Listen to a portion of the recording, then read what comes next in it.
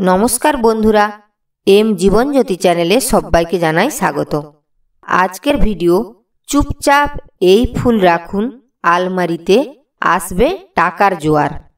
আজকের ভিডিওতে আমি আপনাদের এমন গাছের কথা বলবো যা বাড়িতে লাগালে বাস্তুদোষ দূর হয়, সৌভাগ্য বৃদ্ধি পায়।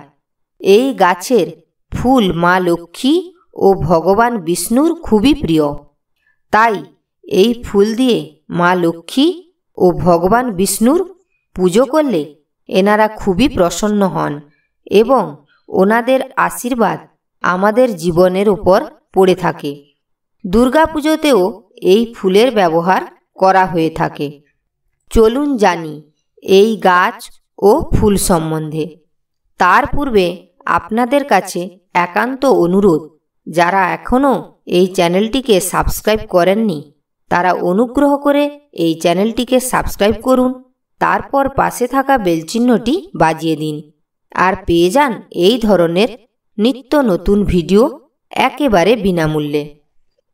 এই পৃথিবীতে এমন কিছু জিনিস রয়েছে যা খুবই পবিত্র ও শুভ, যার দ্বারা ভাগ্য পরিবর্তন করা সম্ভবপর।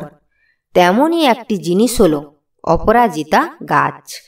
এই গাছ শুধু যে ভাগ্য পরিবর্তন করতে পারে তা কিন্তু নয়, এই গাছ অনেক জটিল রোগও সারাতে পারে। আয়ুর্বেদ শাস্ত্রে একথা স্বীকার করা হয়েছে। জ্যোতিষশাস্ত্র অনুসারে অপরাজিতা গাছের ফুল ও মূল আমরা যদি সঠিকভাবে কাজে লাগাতে পারি তাহলে অনেক সমস্যার সমাধান হয়ে যেতে পারে। এই গাছ আপনার জীবনে নিয়ে আসতে পারে চমৎকারী পরিবর্তন। যে সমস্ত মানুষের জীবনে সবসময় আর্থিক কষ্ট লেগে রয়েছে তাদের কাছে এই গাছ আশীর্বাদ।